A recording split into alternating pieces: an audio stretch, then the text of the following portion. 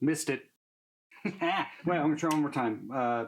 Usually works better if you're on the bridge pickup.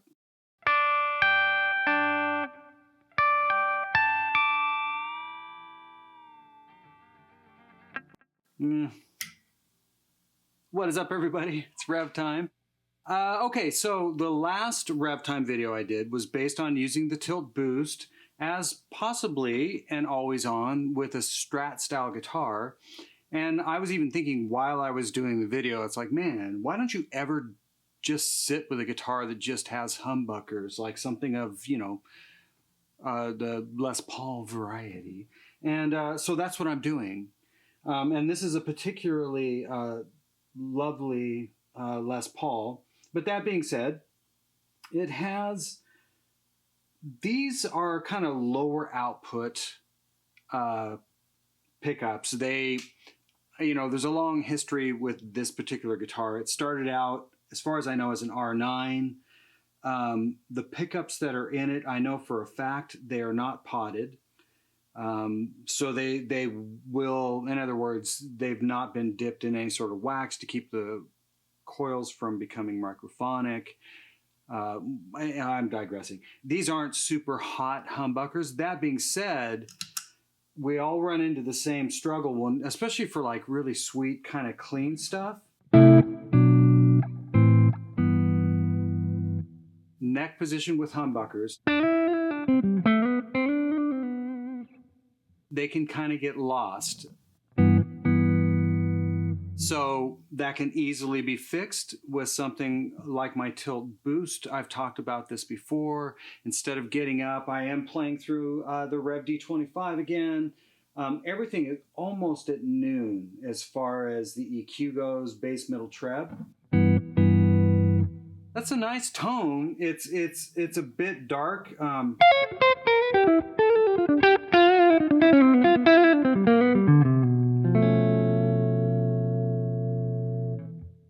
It sounds nice, but there's no way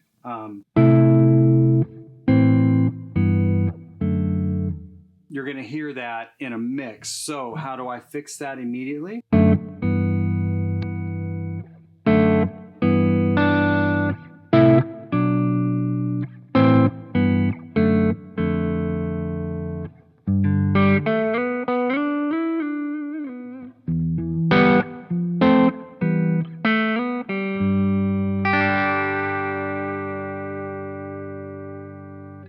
So I turned on the tilt boost. You can see where I have the tilt EQ. It's a little bit on the other side of noon to the left, so it's going to brighten things up. But I've also used the tight switch to cut out a bunch of that low end that tends to build up on humbucker guitars, especially in the neck position.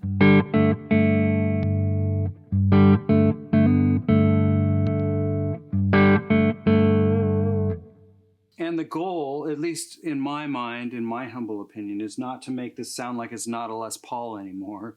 I want it to just fit in the mix better. If I go all the way to the left, then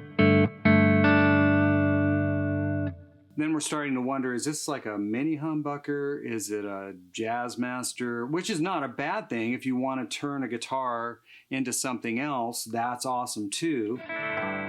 But in this case, I wanted to retain, it's like this is a Les Paul.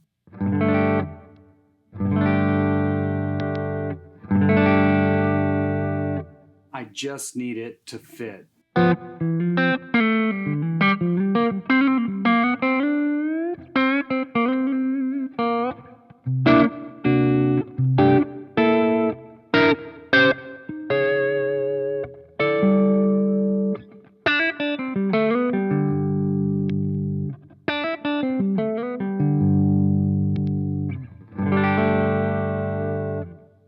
Now, the problem you run into is when you do this, especially with something like a Les Paul or maybe a 335, anything that is a two humbucker instrument, it's like, okay, now you got everything dialed great for the humbucker, but when you throw to the bridge, it's maybe too bright. And to me, that is a little too bright, but in my years of playing guitar, I've just learned, and this isn't a rule, I'm just saying this is what I do, is I will dial so that things sound great in the neck position. And then when I get to the bridge, if that's too bright, I'll roll off the tone control for the bridge until I have a balance that I like between the two.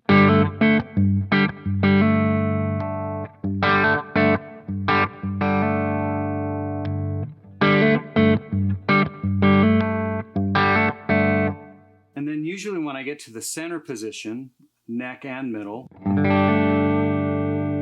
it still sounds really sweet.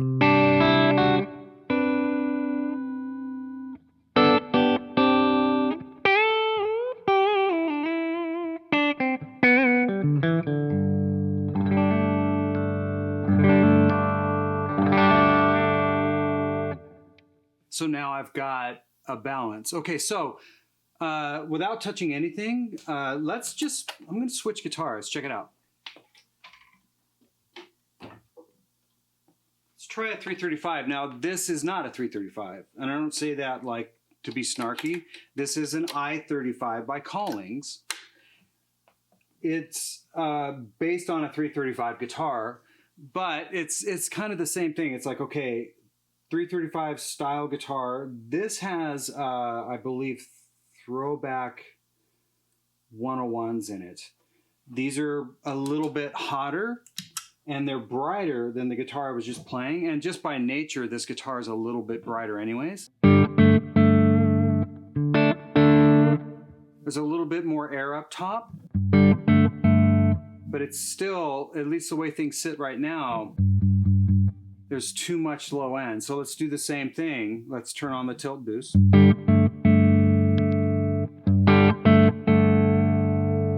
Now that's fixed. And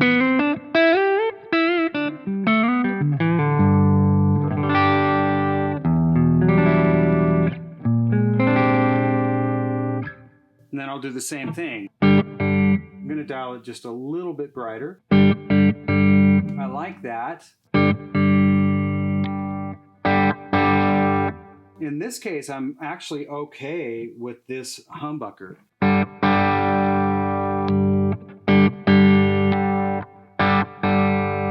Yeah, I don't feel like I have to reach for the tone control. So in this case, I've got everything wide open.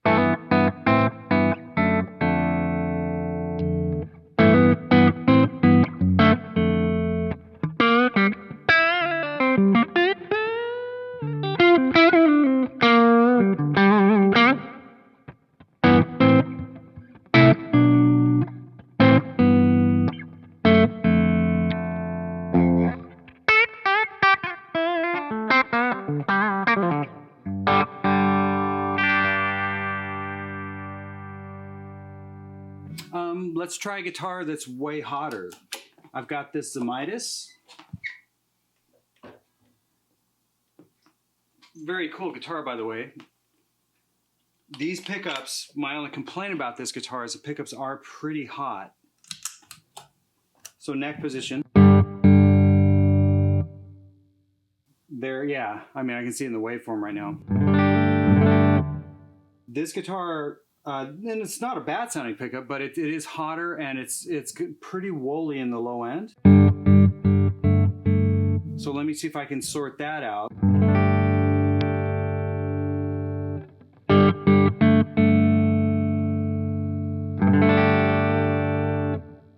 That sounds pretty sweet.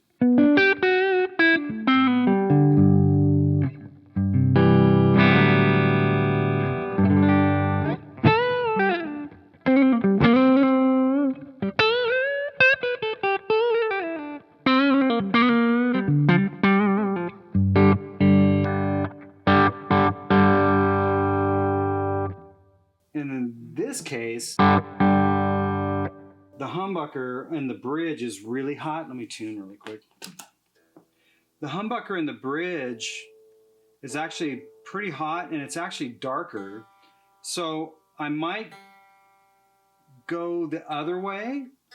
And I'm not going to go the other way. In other words, I'm not going to dial the neck position darker. but I know that I've still got room to move on the neck position.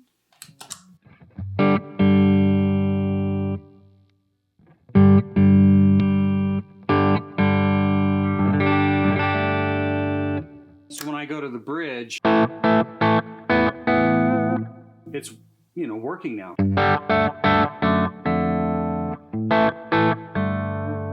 And then if I want to add, you know, these are hot enough, if I add the drive without changing anything on the amp,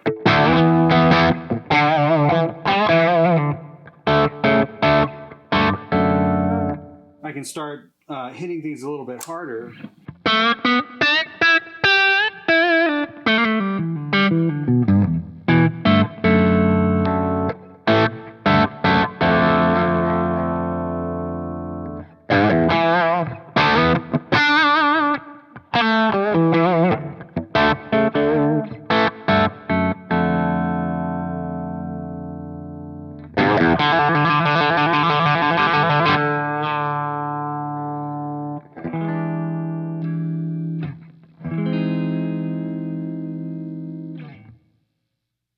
Okay, cool. Just wanted to run through like some guitars with humbuckers. This one has definitely hotter humbuckers in it.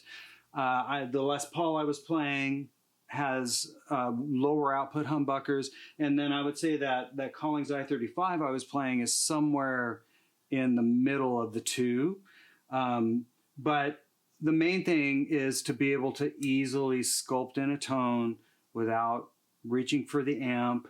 You know, because in a lot of cases, it's like, of course, I can dial that amp because it's got a very capable tone stack. I can dial that so that it sounds great as it sits with a Les Paul. But the problem is when you dial it that bright, when you go to turn on maybe an overdrive pedal or a boost pedal or a fuzz pedal or, you know, distortion, whatever it is, then you might run into the problem of everything being really fizzy sounding, or it sounds like there's like a bright cap happening. So that's where, you know, something like a tilt boost pedal is also a problem solver.